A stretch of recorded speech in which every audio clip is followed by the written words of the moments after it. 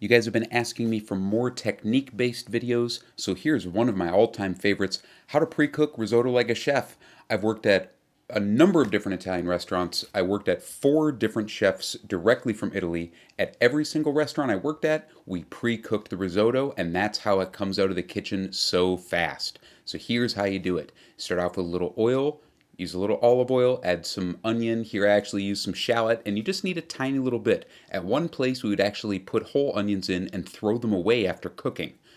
Then we add the rice and we just cook it for a little bit with the oil. This is the first stage of cooking called the risolare, means to toast the rice. We're going to add a little bit of dry white wine. You could add red wine depending on what you want to make. If you want to make a meat-based risotto like beef, then we add the stock gradually here. So for 1 cup of rice, we're going to have about 4 cups of stock total. We're going to add about half of the stock here, so about 2 cups, and we're just adding about a 6-ounce ladle at a time, and we're waiting until the rice is completely absorbed that liquid before we add more stock. So you can see when I can see the bottom of the pan through the rice when I drag my spatula through it, that is exactly what you're looking for here.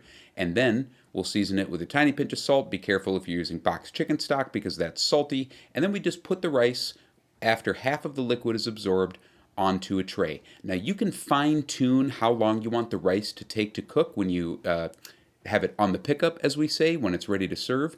And then another key is we're going to cut some kind of slits in the rice. That helps the steam come up and it helps the rice cool quickly. Now, to finish the risotto, this is just an example. I'm making a little mushroom risotto here with chicken of the woods. We're going to take whatever ingredients we have and we'll brown them up a little bit and, try to build some good flavor there. Another thing to remember is don't color the pan, like don't burn something on there because it'll discolor it. We want to keep the color nice and light. Then we just add the pre-cooked rice and we're just going to break it up a little bit and we're just going to pick up where we left off, adding that stock. Okay, so I've just added a little bit of chicken stock there, and I'm going to keep going until the rice is tender. And one of the most important things here is to keep the rice nice and juicy. I'm just gradually adding that stock, making sure to taste and stir and taste and stir again. And then, okay, right at the end, you can, if you have fresh green vegetables, like here I'm adding some peas, you can add some of those. But just make sure to keep the rice nice and juicy, and you may not need all of the liquid.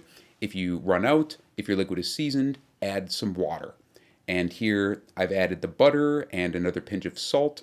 This is the third stage called the montecare, where we add the fat. There's a little bit of herbs, some lemon zest. And now we're going to turn the heat off and keep this really nice and juicy because when we add the cheese, we don't want it to really firm up. Okay, so it's still nice and juicy. Add a little bit of stock if you need, and then vigorously stir the risotto.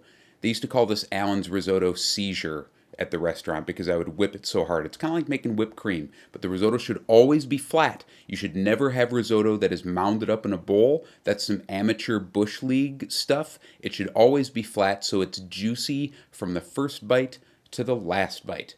And remember to add the cheese off the heat and just beat it really well. If you cook the cheese, also if you use like long grated cheese, Parmesan especially, it can get really clumpy. So that's another reason that you add it off the heat. That also means that you may want to have your cheese at room temperature because I've had dishes bounce because they were a little bit too cold. But there is the basics, how to pre-cook just about any risotto that you want to make, just like restaurants and chefs do.